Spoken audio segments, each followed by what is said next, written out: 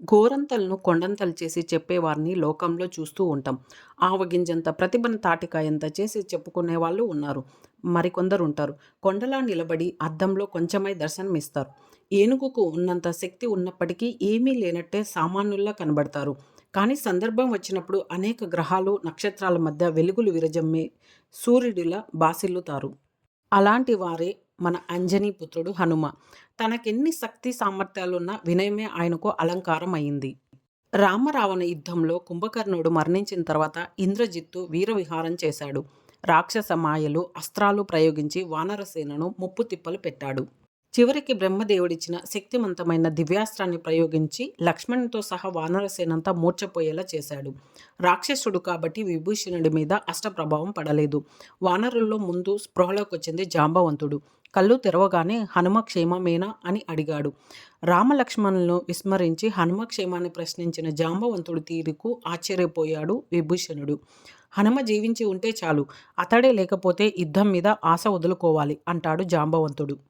అది మన ఆంజనేయుడి శక్తి. అంతటి హనుమ కూడా సముద్రాన్ని దాటి త్రికూట పర్వతం మీద నిలబడి లంకలోని భవనాలు, మహారక్షణ వ్యవస్థను చూసి క్షణకాలం విస్తూపోయాడు. రాక్షసుల్ని జయించడం కుదురుతుందా అని సందేహించాడు.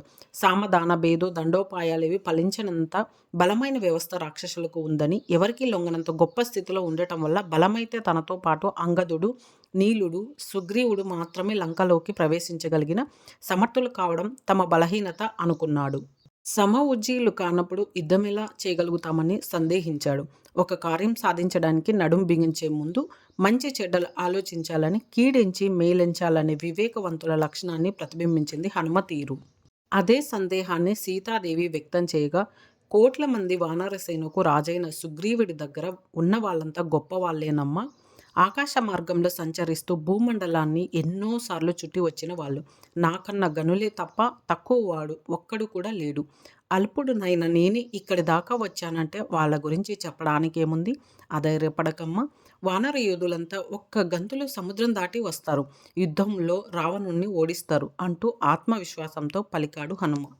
ఆ మాట సీతమ్మ వారిలో సడలిపోతున్న ధైర్యాన్ని నిలబెట్టింది. తనని తాను సామాన్యుడిగా చెప్పుకున్న హనుమ వైఖరి అన్ని శక్తులున్నా ఒదిగి ఉండటమెలాగో ఒక పాఠంలా లోకానికి చాటింది.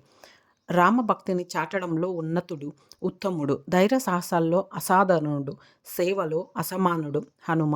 ఆయన మార్గంలో నడిచే వాళ్ళను విజయాలు వరిస్తాయి. కర్తవ్య పాలన పట్ల సుముఖత ఏర్పడుతుంది. సానుకూల శక్తి సిద్ధిస్తుంది. జీవన గమ్యాన్ని చేరుకునేంత వరకు అదే తోడుగా వస్తుంది. మనం కూడా జీవితంలో ఉన్నత స్థాయికి ఎదగాలంటే వినయంగా ఉంటూ విజయం సాధించాలి.